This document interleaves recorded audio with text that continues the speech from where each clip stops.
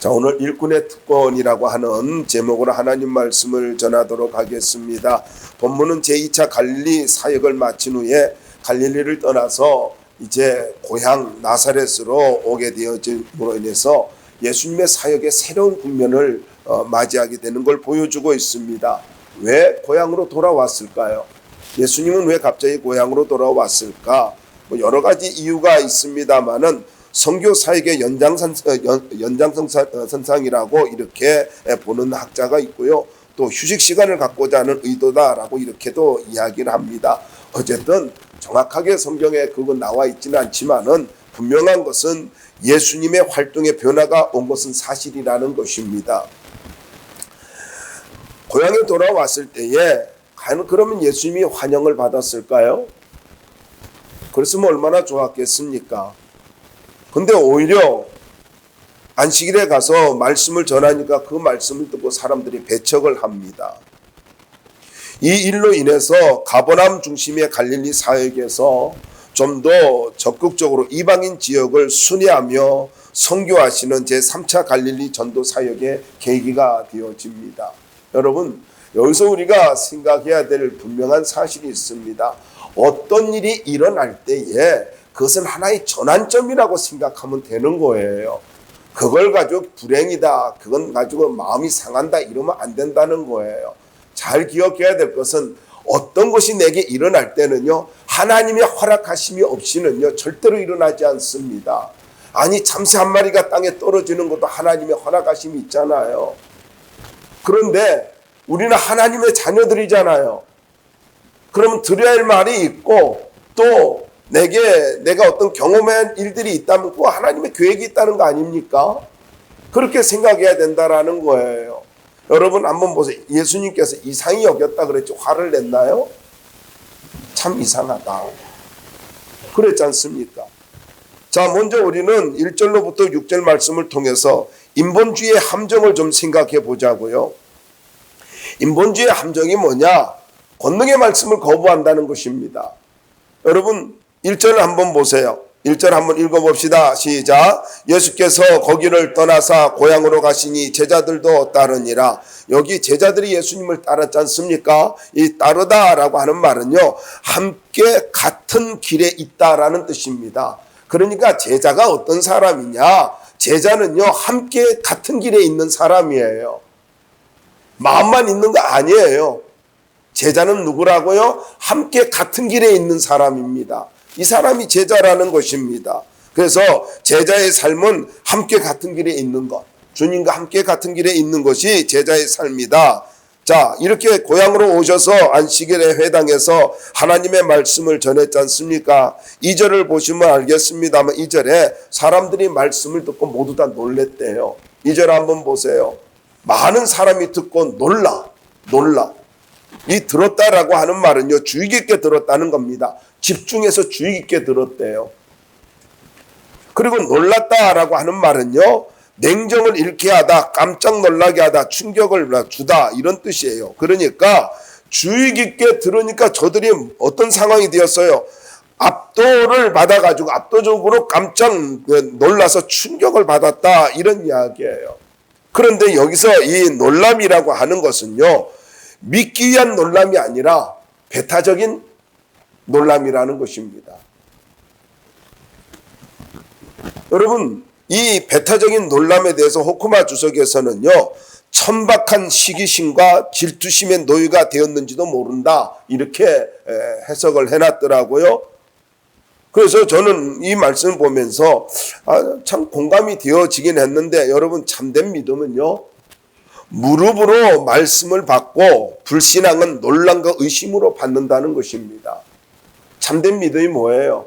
참된 믿음은 겸손하게 말씀 받는 거예요. 무릎으로 받는 거예요. 겸손하게 받아요.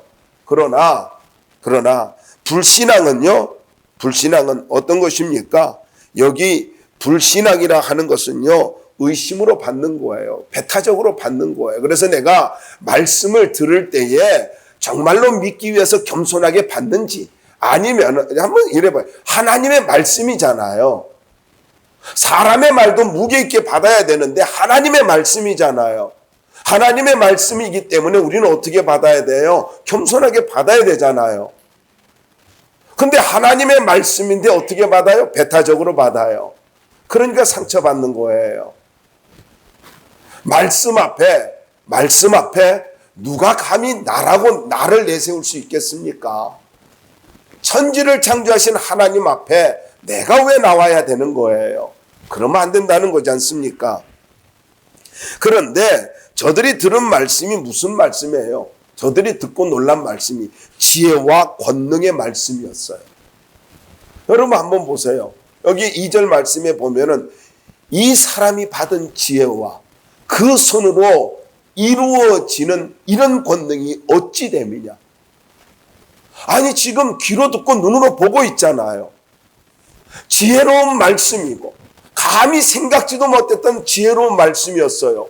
감히 생각지도 못했던 권세와 능력이었어요. 누구도 한 번도 본 적이 없는 그러한 권세와 능력을 보고 있지 않습니까? 그런데 어떻다고요? 이걸 가지고 인간적인 지식 때문에 받아들이지 못해요. 그 인간적인 것이 무엇인가? 여러분 3절 말씀 한번 읽어보자고요. 여러분 이 말씀 읽으면서 중요한 단어를 좀 생각할 수 있어야 되는데 한번 읽어봅시다. 시작. 이 사람이 마리아의 아들 목수가 아니냐? 야고보와 요셉과 유다와 시몬의 형제가 아니냐? 그 누이들이 우리와 함께 여기 있지 아니하냐 하고 예수를 배척한지라. 여러분 여기서 주의를 기울여야 할 말이 무슨 말입니까? 어떤 말이에요? 마리아의 아들이래요. 마리아의 아들. 저는 말씀을 준비하다가 깜짝 놀랐어요. 그렇게 수없이 읽었는데 이 말씀이 이런 고약한 말인가 하는 생각이 들었어요. 그러니까 예수님이 마태복음 목수의 아들이라 이렇게 말하고 있잖아요. 그러니까 요셉의 아들이라는 거 알았어요. 근데 예수님이 목수였는가? 그거는 조금 생각해 볼 문제죠. 아버지를 도와줬을 때 요셉을 도와줬을지는 모르지만은 실제로 예수님이 목수 일을 했을까? 했겠죠. 뭐 그렇게도 볼 수도 있죠. 그러니까 또 목수 아들이다라고 했는데 또 마리아의 아들 목수가 아니냐. 그런데 문제는요. 유대인들의 전통적 관습에 의하면은요. 아버지가 생존하지 않을 때라 하더라도 그 자녀를 일컬어서 어머니의 아들로 묘사하는 것은요. 용인되지 않았어요. 이건 금하고 있었던 거예요. 그러니까 지금 요셉이 죽었는지 아니면은 뭐 어떻게 됐는지 나오고 있지 않지만 같이 살고 있지만은 뭐 이렇게 사람들에게 이렇게 나타나고 있지 않는 것인지도 모르겠어요. 그렇지만은 대부분은요 이때 요셉은 죽었을 것이다 이렇게 보고 있거든요. 좋아요. 그런데 한번 보자고요. 이 말이 아버지의 아들이 아닌 어머니의 아들이라고 한 것은 무엇을 의미하냐면요 사생자라는 이야기예요. 아주 고약한 말이에요. 아니 권세와 지혜와 그리고 권세와 능력을 지금 보고 있잖아요. 어마어마한 한 번도 본 적이 없는 누구도 행하지 않는 놀라운 권세와 능력을 보고 있잖아요. 근데 뭐라 그래요? 사생자네? 사생아네? 이 말이 돼요? 아니 지혜로운 말씀을 들었잖아요. 아니 해당해서 하나님 말씀을 들었잖아요. 그 하나님의 말씀을 지혜롭게 잘 설명해 주셨잖아요. 그 지혜로운 말씀을 들으면서 하나님의 말씀을 듣고 저들이 놀랐어요. 그리고 병자들을 고치고 기적을 행하는 그런 권세와 능력을 봤어요. 그러면은요 어떻게 놀라야 돼요? 정말로 하나님의 특별한 메시아라고는 안 한다 할지라도 특별한 하나님의 은혜가 지금 임하고 있구나. 저분을 통해서 하나님이 역사하고 있구나. 이걸 받아들여야 되는 거 아니에요? 근데 사생자네요. 아니 어떻게 이럴 수 있냐는 거예요. 이런 경멸적인 표현을 하는 거 수준 이하도 너무 이하가 아닙니까? 여러분 인본주의의 함정이 뭔 줄 아세요? 하나님의 은혜를 받아들이지 못하는 함정에 빠지게 한다는 거예요. 인본주의가 얼마나 무서운 줄 아세요? 지혜로운 말씀 들었어요. 권세와 능력의 현장에 있었어요. 그럼에도 불구하고 그 하나님의 손길을 받아들이지 못하게 만들어요. 이것이 인본주의예요.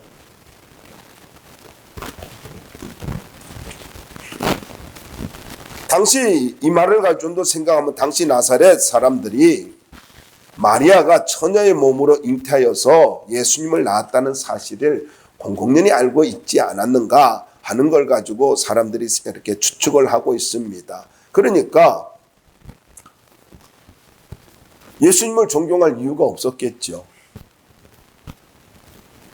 사람들은요, 나무말 하기를 그렇게 좋아하잖아요.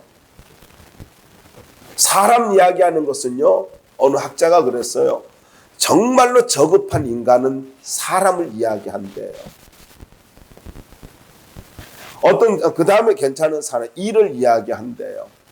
근데 진짜 멋있는 사람은 어떤 사람인 줄 아세요? 비전을 이야기해요. 저는 여러분들이 비전을 이야기하며 살기를 바랍니다. 언제까지 사람 이야기할 거예요? 언제까지 부정적일 거예요? 아니에요. 여러분, 인본주의를 이제는 내려놓으세요. 그 인본주의를 내려놓지 아니하면은 절대로 하나님의 은혜에 놀라운 축복을 받을 수가 없단 말이에요. 또 이 말도 걸림이 돼요? 그러지 마세요. 제발 부탁인데 여러분, 은혜 안에 머물길 바랍니다.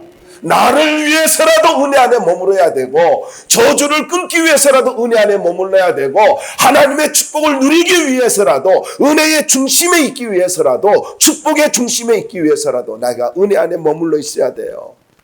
말씀을 하나님의 말씀으로 받아들일 수 있어야 된다라는 겁니다. 그런데 배척했대요. 이 천박한 시기심으로 인해서, 고의적이고 맹목적이고 이 천박한 시기심으로 인하여서 예수님을 배척했다. 배척했다라고 하는 말은 버리다, 말다툼하다, 그에게 걸려 넘어지다, 범죄케 하다, 이런 뜻이에요. 그러니까 버린 거예요. 받아들이지 않는 거예요. 수용하지 않은 거예요. 여러분, 뭘 이야기하고 있습니까? 믿음은 용납하는 겁니다. 수용하는 거예요. 믿음이 뭐예요? 수용하는 거예요. 수용하는 자가 큰 사람이에요. 믿음 있는 사람이 큰 사람이에요. 문제에 매여 있는 사람은 수준이 낮고 어리석고 협소한 사람이라면은 그걸 가지고 품고 가는 사람이, 왜 하나님이 위대한 분이에요? 우리를 품어주시잖아요. 어떤 사람이 성숙한 사람이에요? 아이를 품고 가잖아요. 부모가 위대한 이유가 뭐예요? 품고 가잖아요. 품고 가잖아요. 여러분, 잘 기억하시기 바랍니다. 인본주의의 함정은요, 은혜에서 멀어지게 하는 거예요. 특별한 은혜와 축복을 스스로 버리는 것입니다.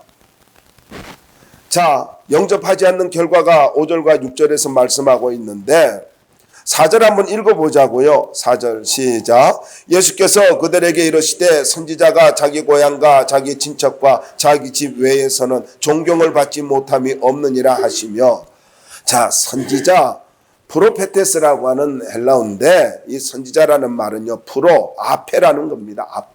앞에. 그리고 이 페미라고 하는 말인데요, 말하다, 보여주다. 그러니까 선지자가 어떤 사람이냐 하면은요, 앞에서 말하는 자, 앞서서 보는 자, 뭐 그런 거예요. 그래서 여기 이렇게 앞에서 보여주고 말을 하고 하나님의 말씀을 미리 앞서서 예수님이 다 이렇게 말씀해 줬으면은요, 아멘하고 받아들이면 얼마나 좋아요. 그런데 배척했대요. 그래서 이런 격언이 있습니다. 친밀함은 오히려 경멸을 낳는다. 여러분, 가까우면요, 무례하게 되어져요. 내가 알고 있다고 하면요, 진리를 받아들이지 않고 무시하게 돼요. 잊지 마십시오. 선지자는 다른 곳에서 존경을 받지만 가족, 친척, 고향 사람에게는 존경을 받지 못한다는 말인데, 그런데 무서운 사실이 5절에 나옵니다. 5절을 한번 볼까요? 읽어보자고요. 5절 시작. 거기서는 아무 권능도 행하실 수 없어 다만 소수의 병자에게 안수하여 고치실 뿐이었고. 자, 저는요 이 말씀이 그렇게 설교 준비하면서 마음이 아팠어요. 어제 하루 종일 지내면서 말씀을 묵상하면서 제 마음이 너무너무 아픈 것이 아무 권능도 행하실 수 없어. 이 없어라는 뉘앙스 속에서 이 여운이 있지 않습니까? 없어. 이 말이 뭐예요? 나 너희들에게 권능을 행하고 싶어. 너희들에게 더 많은 은혜를 주고 싶어. 너희들에게 한없는 하나님께서 예비한 복을 주고 싶어. 더 크신 역사를 이루고 싶어. 그런데 너희가 받아들이지 않으니까 내가 할 수 없잖아. 주님의 안타까움이 느껴져서 마음이 너무 아픈 거예요. 여러분, 이거를 가지고 우리에게 한번 적용해 보자고요. 우리가 인본주의가 되어지면은요, 하나님이 나에게 더 이상 어찌할 수가 없어요. 하나님은요, 강압적으로 하시는 분이 아니지 않습니까? 인격적인 하나님이지 않습니까? 아니, 아들이 멀리 탕자가 도망을 갔어요. 돈 다 낭비했어요. 그럼 쫓아가가, 아니, 돈이 있잖아요. 권력이 있잖아요. 힘이 있잖아요. 사람 풀어가지고 데려와. 이럴 수도 있고요. 쫓아가가지고 그냥 멱살 잡고 데려올 수도 있잖아요. 근데 아버지는 그러지 않잖아요. 돌아오기만을 기다리고 있잖아요. 이게 아버지잖아요. 근데 언제까지 쥐업 열매 먹고 있을 거예요? 근데요, 제가 그 말씀, 탕자의 비유를 보면서 이건 아버지의 비유다 하는 생각이 들었는데 한번 여러분 생각해 보세요. 탕자가 계속 쥐업 열매 먹을 수 있었으면 안 돌아왔어요. 쥐업 열매도 먹기 어려우니까 돌아오는 거예요. 아니, 바닥이 나서야 돌아와야 됩니까? 하나님은 이런 분이에요. 돌아오기만을 기다리는 분이에요. 아니, 고향으로 오셨잖아요. 그래서 지혜의 말씀을 주셨어요. 권세와 능력을 보여주셨어요. 그러면은 하나님이 우리에게 은혜를 베풀고 있구나. 드디어 우리의 고향, 그 나사렛에 은혜가 임하기 시작했구나. 그렇게 생각해야 되는 거 아니에요? 근데 뭐라 그래요? 행하실 수 없어. 이 말이 너무 가슴 아픈 거예요. 마리아의 아들이라는 말과 행하실 수 없다라는 말이 너무 가슴이 아픈 거예요. 여러분, 고의적이고 맹목적으로 배타적인 마음을 갖고 예수님을 거부하는 이 모습. 나 옛날에 알아, 예수? 저 사생아야. 이런 말이잖아요. 지금 아버지도 없는 그는 과부의 아들이야. 그 형제들 우리하고 있잖아. 지금 그 얘기지 않습니까? 안 돼요. 뭘 알아요? 예수님을 안 돼요. 그런데 예수님을 진짜 알아요? 아니지 않습니까? 근데 알고 있다고 착각하는 거예요. 그런데 그 다음에 나오는 말씀이 참 또 감동이 되더라고요. 다만 소수의 병자에게 안수하여 고치실 뿐이었고. 무슨 말입니까? 그래도 마음을 비운 자, 주님을 의지하는 그 작은 사람들, 적은 무리에게 예수님께서 은혜를 베풀고 있습니다. 그러니까 주님은요, 할 수만 있으면 은혜를 베풀려고 했고, 할 수만 있으면 기회를 주려고 하셨습니다. 여러분, 그러면서 또 한 가지가 생각이 되었어요.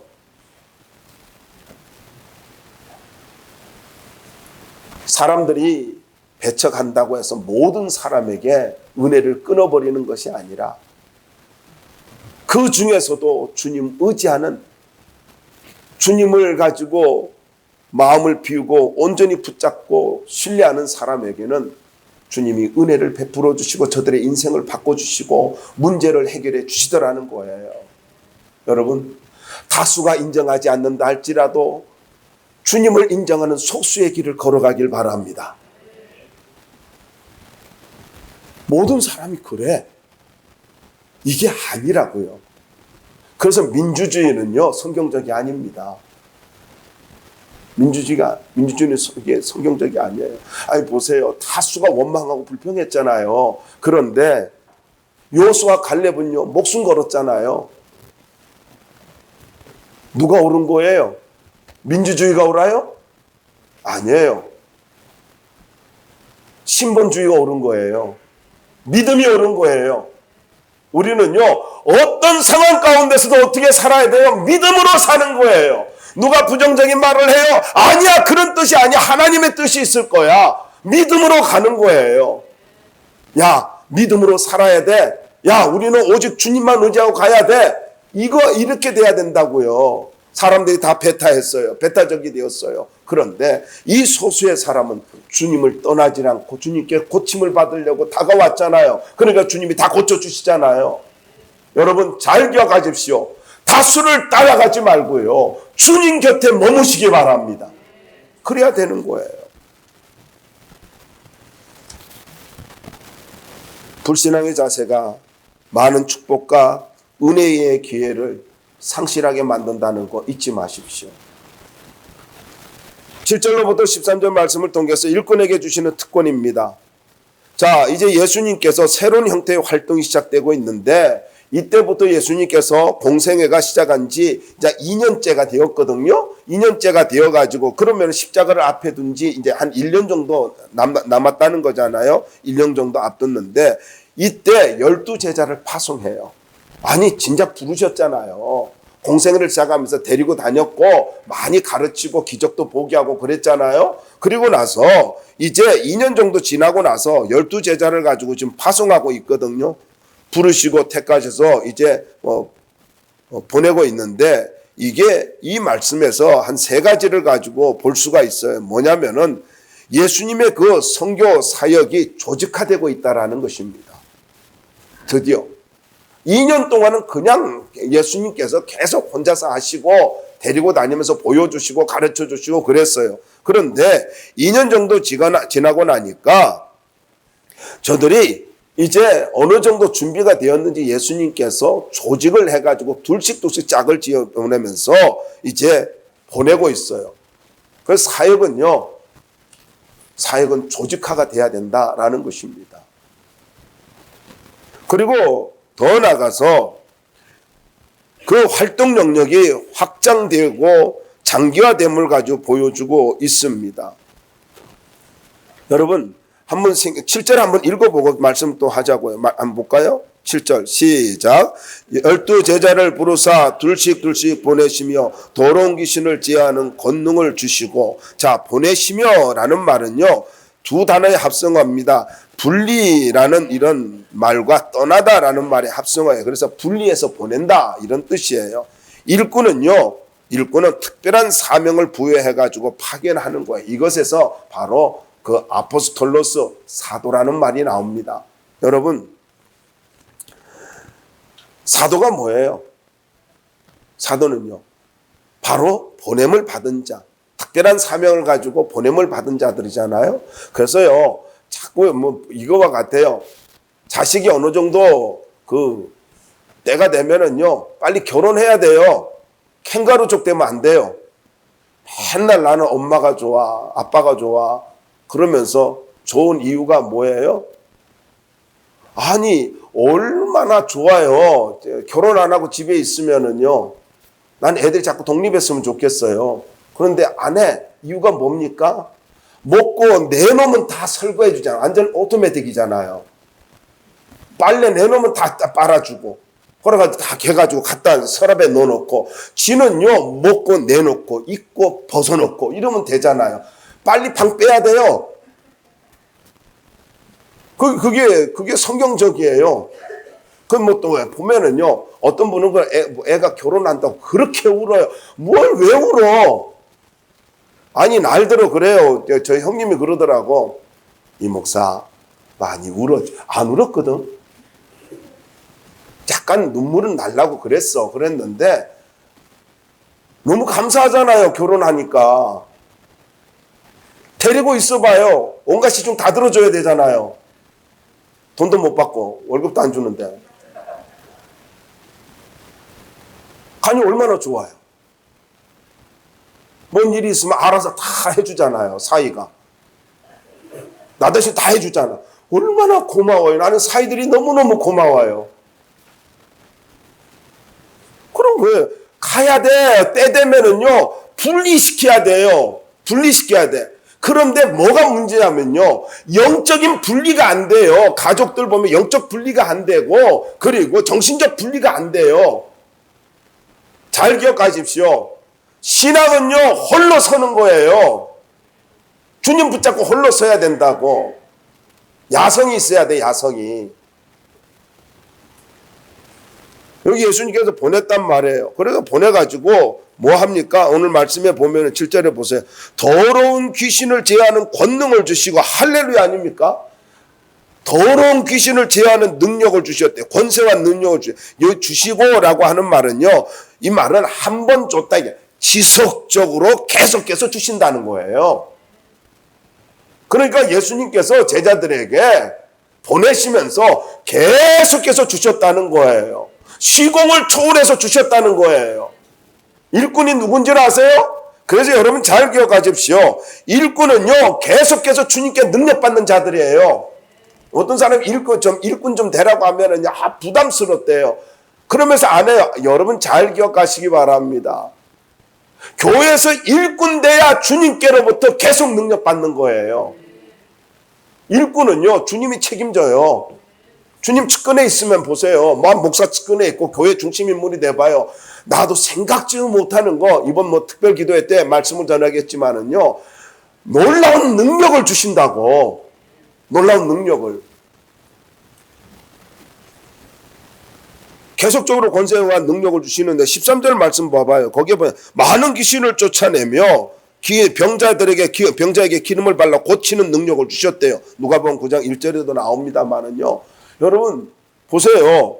예수님께 권능을 주시고 나가니까 귀신들을 쫓아내는 권능이 나타난 거야. 아니, 뭔 문제 있으면은 그렇게 말씀만 듣고 있으면 겁을 내고 그랬던 사람들 아니에요. 근데 나가니까 예수님과 함께 풍랑 만났을 때 어때요? 두려워 벌벌 떨었잖아요. 그런데 나가니까 귀신이 굴복을 하잖아요.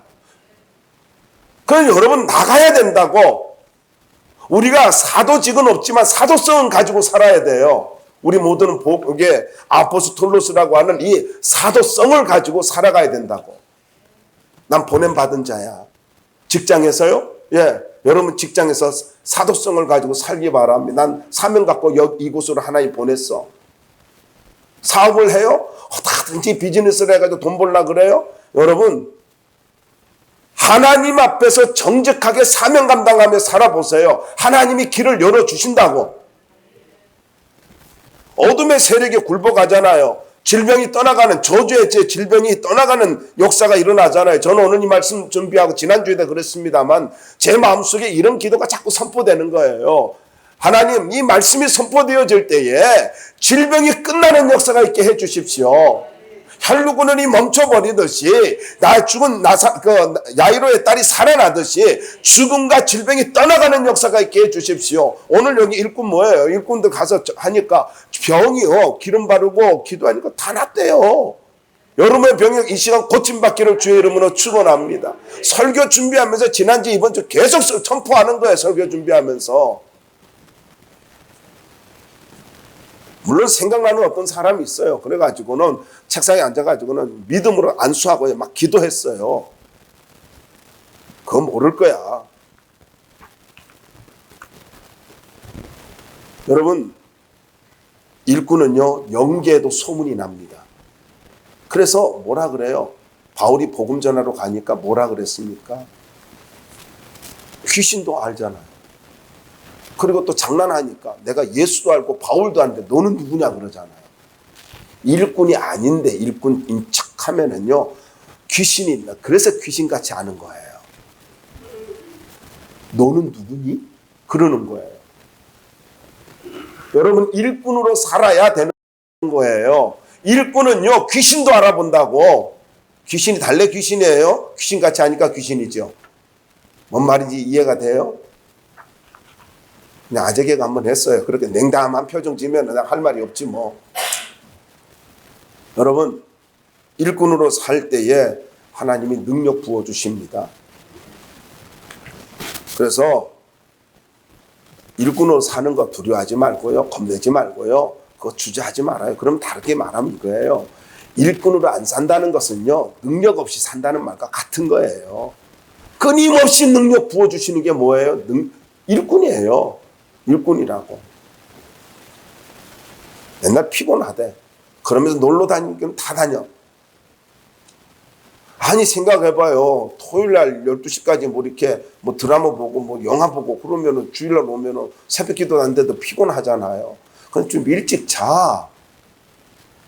또 어저께 또 월상 예배 해가지고 하루 종일 헤맨 사람 있어요? 불쌍한 동포요.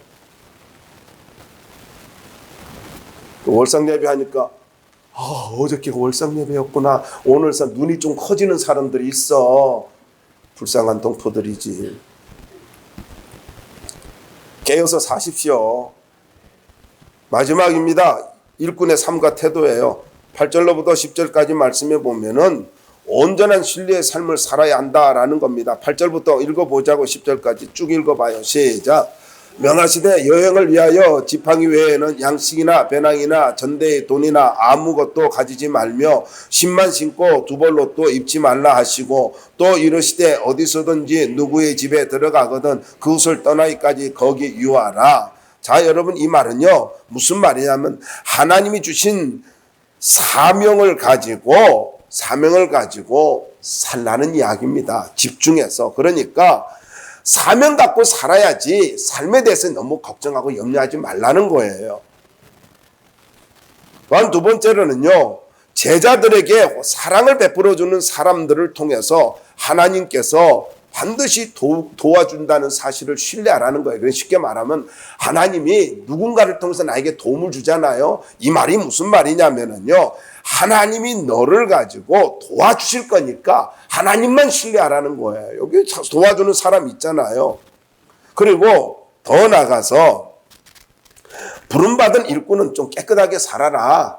그리고 너무 욕심부리지 말고 살아라. 뭐 그런 간단한 이야기입니다. 전체적인 내용이 그거예요. 그러니까 그게 정리하면 이겁니다. 일꾼은 하나님 신뢰하고 깨끗하게 살아라. 청빈하게 살아라. 이 말입니다. 욕심 부리지 말고 살아라. 그런데 주님이 어떻게 요구하고 말씀하고 있어요? 두 벌 옷도 입지 말래요. 이 말씀 준비하면서 조금 찔리더라고. 난 옷이 여러 벌 있는데 하고는. 근데 이 문화가 그렇잖아요. 두 벌 옷이라는 여벌 옷이라는 거잖아요. 뜻이거든요. 그래서 밤에 잘 때 여행자들이 밤에 잘 때 이게 기온차가 심하니까 이걸 덮고 자기 위해서 이걸 한데 그 추위로 인해서 목숨을 잃을 수도 있거든요. 그런데 주님께서 하시는 말씀이 뭐냐면요, 그 목숨을 잃을 수 있는 그 추위에도 내가 지켜줄게. 너 안 죽어. 너 안 죽어. 이 말이에요.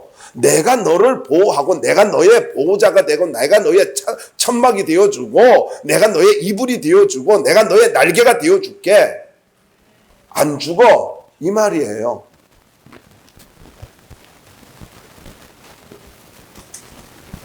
철저하게 주님만 의지하라는 겁니다. 그리고 나서 11절 한번 읽어보자고요. 11절 한번 읽어볼까요? 시작.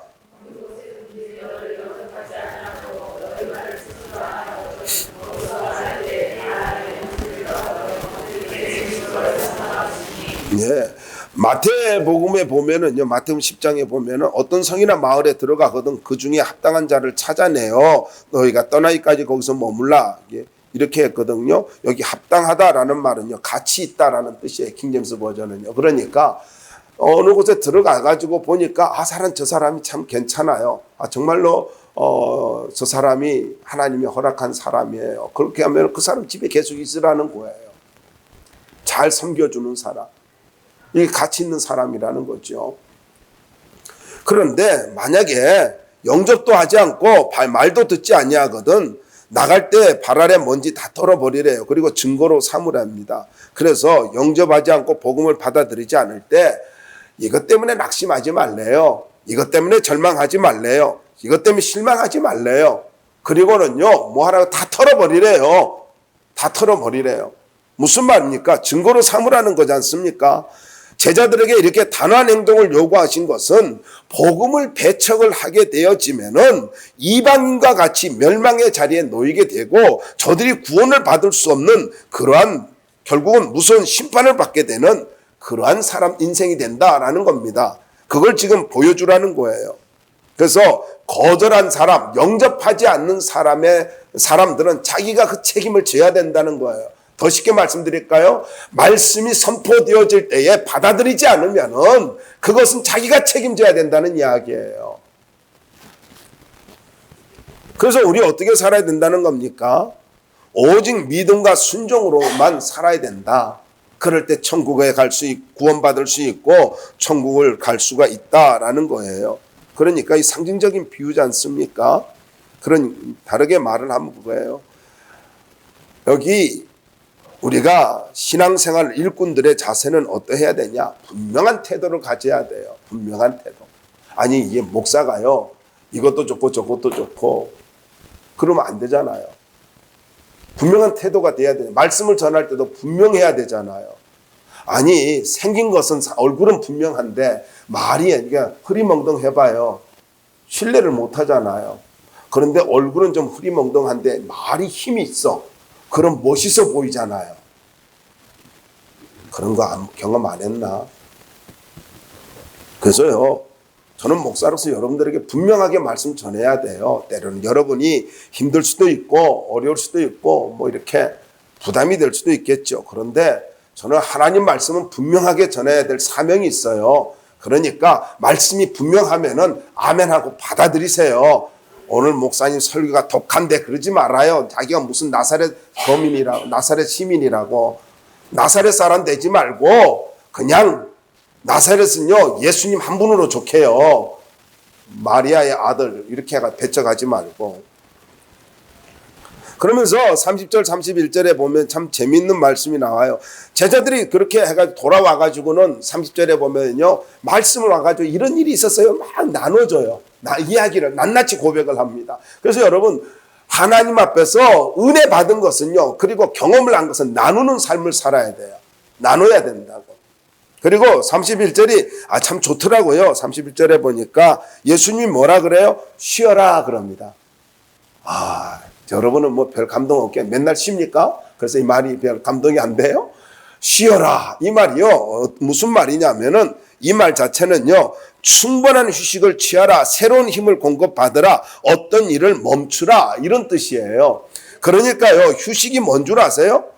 휴식은요 일을 멈추는 거잖아요. 그리고 충분한 이렇게 그 힘을 공급받는 거잖아요. 보면 월요일에 더 피곤해. 힘을 공급받지 못하니 그래요. 예배 드리면은요. 아니 영적 안식일은 주일날 예배 드리면 힘을 공급받잖아요. 그렇게 살아야죠. 이 말을 다르게 말하면요. 예수님은요. 주의 일을 하는 일꾼들이 피곤한 걸 원하지 않는다는 거예요. 주님은 우리가 쉼이 있는 삶을 기뻐하신다는 겁니다. 여러분 분명히 말씀을 드립니다. 예수 안에서 쉼이 있는 삶을 살기 바랍니다.